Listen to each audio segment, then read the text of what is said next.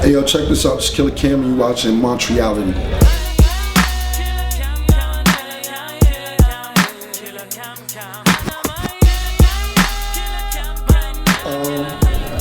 I was a student that was doing just enough to get by because I played basketball, so you had to pass 4 classes to get by. Out of 7, I always passed 4.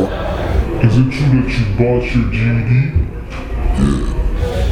In Harlem, you could pretty much buy anything. You buy a master's degree, all type of shit. You know what I'm saying? They didn't really. I did about make my grandmother happy because I never graduated, and she really was big on school or whatever. So I just wanted to make her happy about that. I mean, what kind of jobs? I had one job for one day. I worked at a sneaker. No, that's not true. I worked at a sneaker store for like 2 days, and then I went away to college and got kicked out of college, and I worked in the garment district packing dresses and boxes for like a week, and they paid cash every day, paid like $100 a day. So I worked like a week and a half straight and saved up like $1,000 and started my own business. What was I in a previous lifetime? I really don't know. That's a good question. You know, the options vary so much. You could be anything. You could have been an ant, could have been a squirrel. Who really knows what you could have been? Could have been a plant. But I don't know. That's a question I really can't answer because it's kind of broad. My favorite cartoon character? I'll have to say probably Heathcliff. Heathcliff was like some thug cat who really used like 3 cats who used to try and bully him. And he used to like fuck them niggas up and shit, you know what I'm saying? I like Spacely Sprockets too from the Jetsons. He's a little nigga, but he was in charge of everything. When I was young, my favorite video game when I was young would probably be Double Dribble for Nintendo. Double Dribble.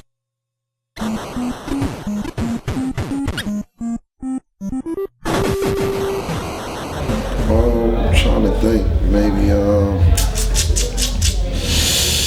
so many rhymes.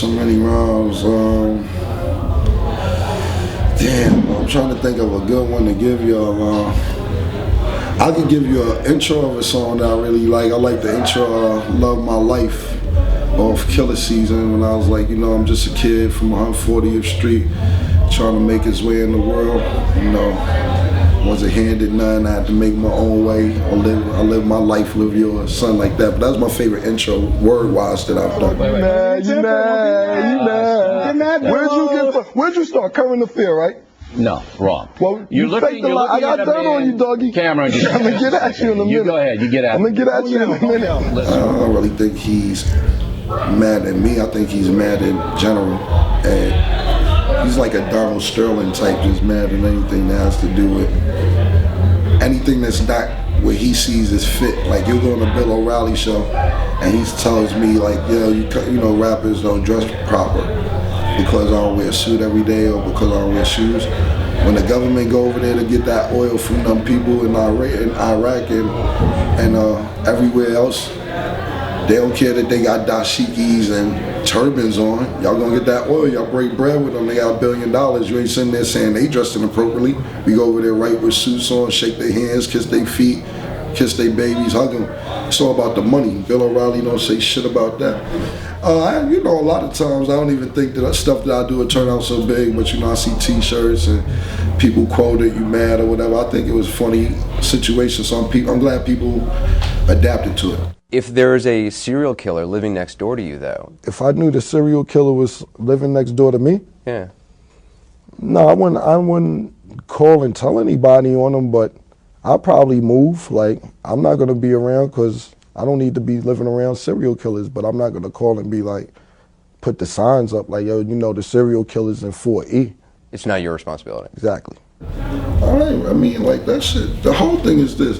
People be like, yo, if you live next to a serial killer, you call the cops. Look, man, the police get paid to do what they do. Like, I'm not the investigator. I don't get paid for helping out. You know what I'm saying? Like, yo, what I get, it ain't a reward for the nigga. And if it was, I don't want my money that way. So do your job. That's why we pay taxes, for them niggas to figure out. We don't pay taxes so that we can figure cases out for them.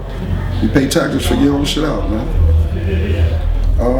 I think it's messed up. You know, a lot of times what I think is, honestly, us New Yorkers, when it comes to situations like that, we kind of soft as a city when it's situations like that.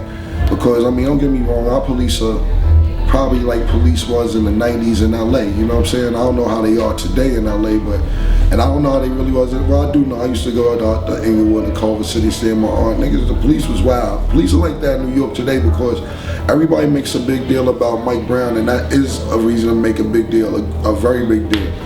But it was a guy 2 weeks prior to Mike Brown who got choked out by the cops for just selling cigarettes, and he got choked out on camera. You know, Mike Brown, I don't know if it's a tape or whatever, this dude actually gets killed on camera by the police in the chokehold. You know what I'm saying? You got this guy, Sean Bell, 4 or 5 years ago, gets shot 9 times with no weapon from police. Police get off, you know, they get desk jobs. The police from the not Mike Brown, from this guy the other day in New York, they sweep that under the rug. We don't talk about it, it's cool. But the Mike Brown situation, everybody in St. Louis go crazy. They wild out, as they should. You know what I'm saying? I'm not promoting the violence and acting like it should be crazy, but something gotta be done, you know what I'm saying? They taking a stand, as opposed to New York. We got 2 people who died recently from police, we don't say nothing. Then it happened with Mike Brown, everybody in New York is Mike Brown, Mike Brown. Not saying, like I said, nothing taken away from the Mike Brown incident. That shit was fucked up, and something should be done. I'm pissed Barack ain't say nothing about it yet. But just in general, it happens in New York a lot, and we sweep it under the rug, but then we quick to jump on the Mike Brown bandwagon. We got niggas getting killed by police daily, and we don't say shit. So I'm upset about the Mike Brown situation as well as the other situations that happen in New York. My message to the youth is, you know, go to school. You know, I'm not saying you gotta go be a doctor, lawyer, but get your education, man. You know, at least finish high school if you don't go to college, and follow your dreams. You know what I'm saying? I'm not saying jump out the window and spend all your money and say I want to be a saxophonist in Vancouver or some shit like that. But if you can afford it and try and do what you really want to do for a living, chase them, baby.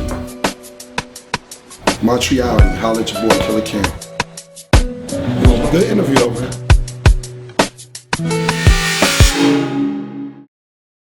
My favorite video game coming up as a youngin' will have to be Super Mario Brothers, the original one. It still doesn't get old, you know what I mean?